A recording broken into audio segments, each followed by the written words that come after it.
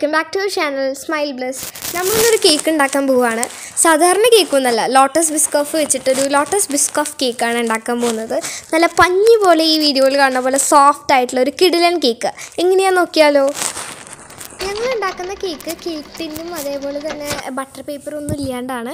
അതിന് വേണ്ടിയിട്ട് ഞങ്ങൾ വീട്ടിലുള്ളൊരു സാധാരണ പാത്രമാണ് എടുത്തിട്ടുള്ളത്. നിങ്ങളുടെ കയ്യിൽ അവൈലബിൾ ആയിട്ടുള്ളൊരു പാത്രം നിങ്ങൾക്ക് എടുക്കാം. അത് കഴിഞ്ഞിട്ട് നമുക്ക് ബട്ടർ പേപ്പർ ഉണ്ടാക്കേണ്ടതായിട്ടുണ്ട്. അതിന് വേണ്ടിയിട്ട് ഒരു A4 ഷീറ്റ് എടുത്തിട്ടുണ്ട്. നമ്മൾ ഫോൾഡ് ചെയ്ത് ഇതേപോലെ മടക്കി വെച്ചിട്ട് പാത്രത്തിൻ്റെ അളവ് എടുത്തു കഴിഞ്ഞാൽ കറക്റ്റായിട്ട് നമുക്ക് ആ അളവ് കിട്ടും. എന്നിട്ട് നമ്മൾ ബട്ടർ സ്പ്രെഡ് ചെയ്ത് കൊടുത്താൽ മതി. അതിനുശേഷം നമ്മൾ ഉണ്ടാക്കാൻ പോകുന്ന ടിന്നിൽ ചെറുതായിട്ടൊന്ന് ജസ്റ്റ് ഓയിൽ സ്പ്രെഡ് ചെയ്യുന്നതായിട്ടുണ്ട്. ജസ്റ്റ് ഒന്ന് സ്പ്രെഡ് ചെയ്താൽ മതി. ഞാനിവിടെ മെഷറിംഗ് കപ്പൊന്നും ഇല്ലാതെ ഒരു സാധാരണക്കാരൻ എങ്ങനെ കേക്ക് ഉണ്ടാക്കാമെന്നാണ് കാണിക്കാൻ പോകുന്നത്. അതിന് വേണ്ടിയിട്ട് നോർമലായിട്ട് ഈ ഒരു വലിപ്പമുള്ളൊരു ഗ്ലാസ്സിലേക്ക് ഗ്ലാസിൻ്റെ ഹാഫായിട്ട് പകുതി പഞ്ചസാര നല്ല ഫൈനായിട്ട് പൊടിച്ചെടുക്കണം.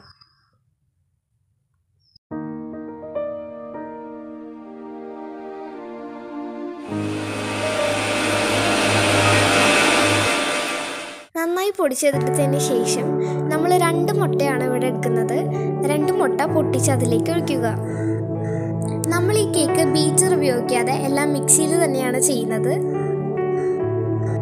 പഞ്ചസാര പൊടിച്ച അതേ ജാറിലേക്ക് തന്നെ നമുക്ക് ഈ മുട്ട ഒഴിക്കാം. 1 ടീസ്പൂൺ വാനില എസൻസ് കൂടി ചേർത്ത് നന്നായിട്ട് ബീറ്റ് ചെയ്തെടുക്കുക. പതഞ്ഞ് വരണം.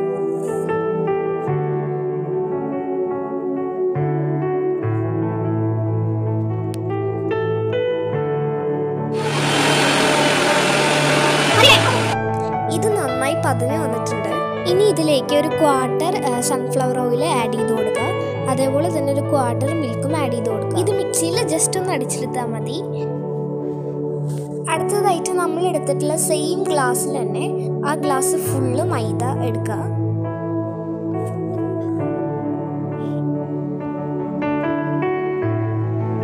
പിന്നെ നമ്മൾ എടുത്തിട്ടുള്ളത് ലോട്ടസ് ബിസ്കോഫ് എന്ന് പറഞ്ഞിട്ടുള്ള ഒരു ബിസ്ക്കറ്റാണ്. ഈ ബിസ്ക്കറ്റും ഒരു 3 എണ്ണം ഞാൻ എടുത്തിട്ടുണ്ട്. ഇത് നമുക്ക് ഈ മൈദയും കൂടി ഒരുമിച്ച് മിക്സിയിൽ പൊടിച്ചെടുക്കാം.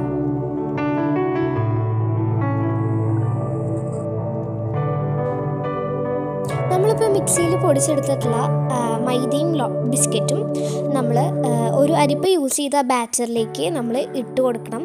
അതേപോലെ തന്നെ 1 ടീസ്പൂൺ ബേക്കിംഗ് പൗഡറും ഞാൻ ആഡ് ചെയ്ത് കൊടുക്കുന്നുണ്ട്. ബിസ്ക്കറ്റിൻ്റെ തരികളൊന്നും വരാതിരിക്കാൻ വേണ്ടിയിട്ടാണ് നമ്മൾ അരിച്ചു കൊടുക്കുന്നത്. അതിനുശേഷം നമ്മൾ ഈ ബാറ്റർ നന്നായിട്ട് മിക്സ് ചെയ്യണം. അത്യാവശ്യം ലൂസായിട്ടുള്ളൊരു ബാറ്റർ ആയ കാരണം നമുക്കിത് ഫോർക്ക് കൊണ്ടോ വിസ്ക് കൊണ്ടോ ബീറ്റ് ചെയ്യാവുന്നതാണ്. ബീറ്റർ യൂസ് ചെയ്യേണ്ട കാര്യമില്ല. ഇത് ബീറ്റ് ചെയ്യുമ്പോൾ ഓവർ ബീറ്റൻ ആവാതിരിക്കാനും ശ്രദ്ധിക്കണം. അതേപോലെ തന്നെ നന്നായി ബീറ്റ് ആവാനും ശ്രദ്ധിക്കണം കേട്ടോ. നമ്മുടെ ബാറ്റർ ഈ ഒരു കൺസിസ്റ്റൻസിയിലാണ് നമുക്ക് കിട്ടിയിട്ടുള്ളത്. ഇത് നമുക്കിനി നമ്മൾ ഫസ്റ്റ് പ്രിപ്പയർ ചെയ്ത് വെച്ചിട്ടുള്ള കേക്ക് ടിന്നിലേക്ക് ഒഴിച്ചു കൊടുക്കാം. നല്ല രീതിയിൽ നമുക്ക് നല്ല പെർഫെക്റ്റ് ആയിട്ട് ഈ ബാറ്റർ കിട്ടിയിട്ടുണ്ട്. എയർ ബബിൾസ് വരാണ്ടിരിക്കാൻ വേണ്ടി നമുക്കിതൊന്ന് ടാപ്പ് ചെയ്ത് കൊടുക്കാം. ഇനി ഞാനിത് ഇവിടെ കുക്ക് ചെയ്യുന്നത് ഇഡ്ഡലി പാത്രത്തിലാണ്. നിങ്ങൾക്ക് കുക്കറിലും പ്രഷർ കുക്കറിലും വേണമെങ്കിൽ ബേക്ക് ചെയ്തെടുക്കാനായിട്ട് പറ്റും. ഓവനും യൂസ് ചെയ്യാം.